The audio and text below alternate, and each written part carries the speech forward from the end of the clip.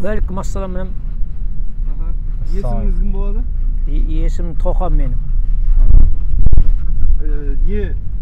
Сіз осы Алатау ауданының тұрғынысыз ғой? Алатау ауданының тұрғынымын мен. Алатау ауданында 12 жылдан бері Алатау ауданында тұрамын мен. Сіз өзіңіздің видео түсіруге рұқсатыңызды бересіз ғой? Берем, рұқсат береміз. Қазір жасыратын не бар қазір? Қазақстанда жасыратын ештеңе жоқ қазір. Бәрін ашық айту керек қазір. Енді ашық айтатын болсақ, не айтатын едіңіз?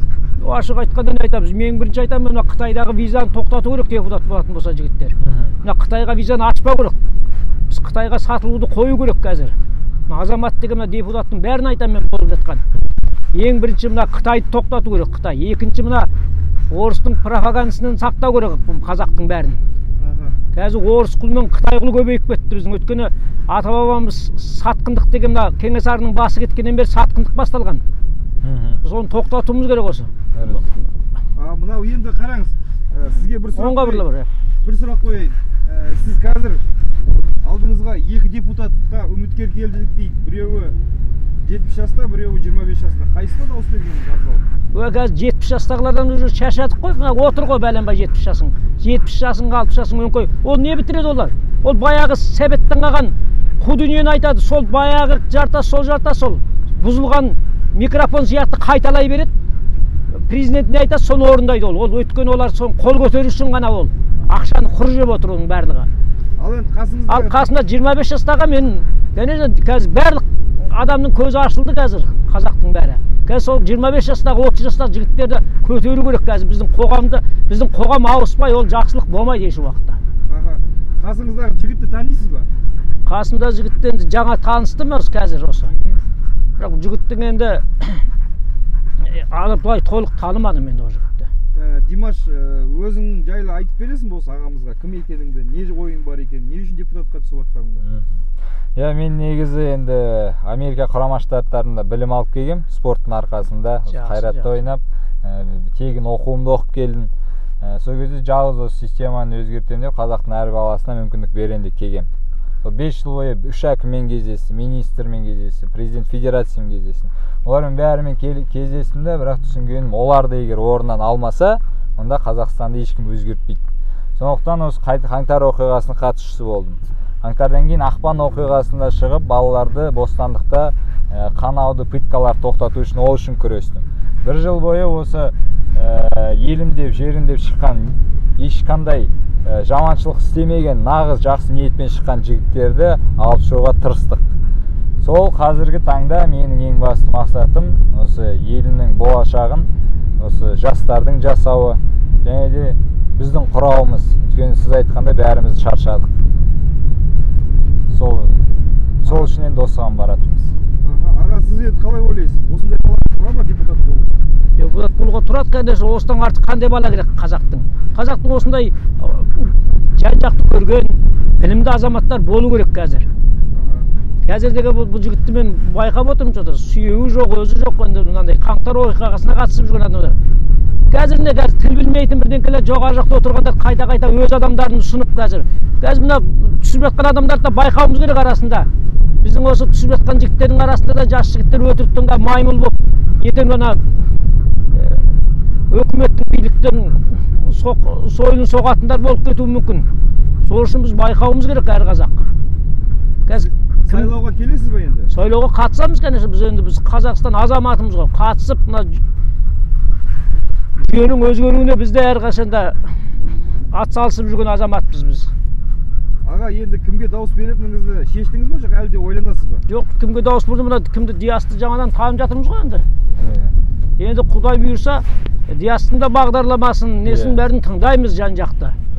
Ол Диастың артында кім тұр? Ол Диастың да мүмкін өкіметтің адамы, кемінің адамы қазір. Сондай болып кетуі де мүмкін ғой. Қазақ деген жаңылмауымыз керек қазір. Қазір деген қазақтың балалары қазақты қазақ қазір сорлатып жатыр.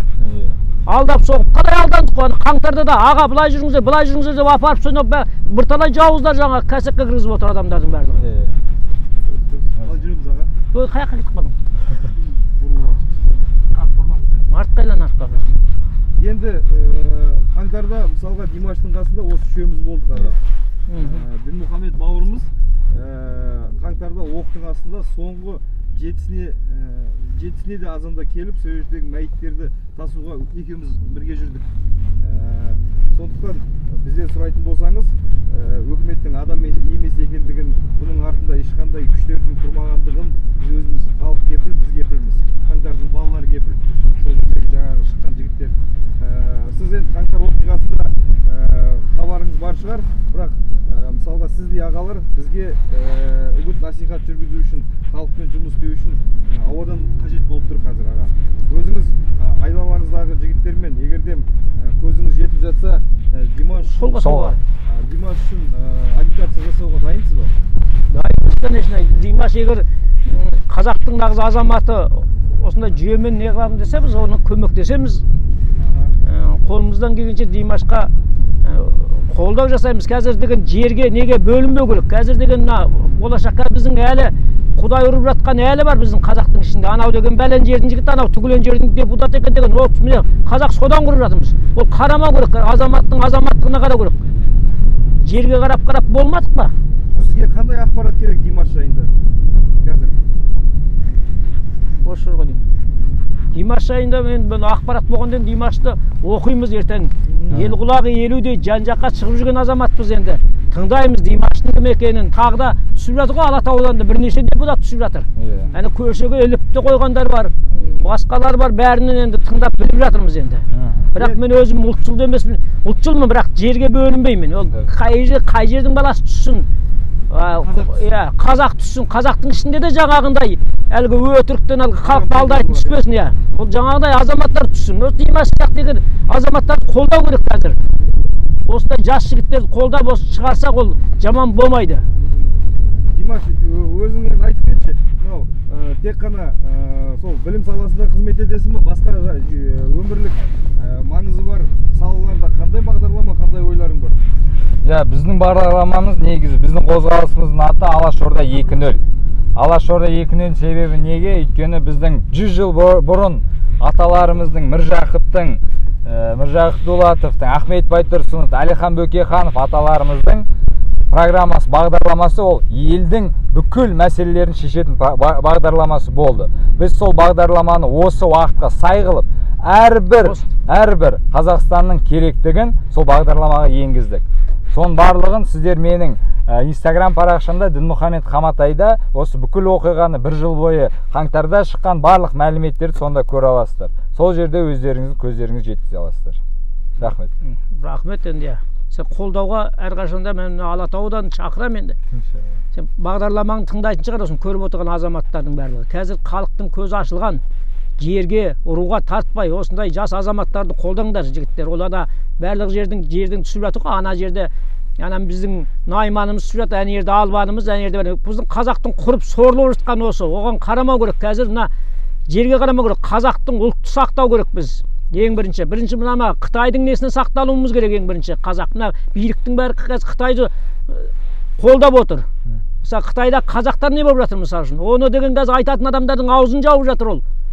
Мына орыстар ғана көрін, депутатымыз сатылып жатыр, орыс болмаса күн көремейміз деп. Ол баяғы әлгі сорлық, сәбеттік, құлдықты қою керек. Баяғыда біздің нағашыларымыз кімдер айтып жүрген, Сталин үшін қарымызды аямады. Сталин деген оңбаған бәленбай қазақты қырып тастаған міне. Ол қырып тастаған қазақты айтпайды қазір міне.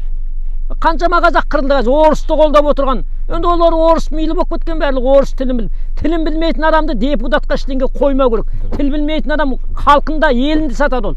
Тілін білмейтін адаммен бірінші айтайын міне, депутатқа жолатпау керек, депутатқа отырғызбау да керек. Дұрыс. Мен айтатыным осы жігіттер енді. Рахмет. Алып қосарым жоқ енді. Рахмет.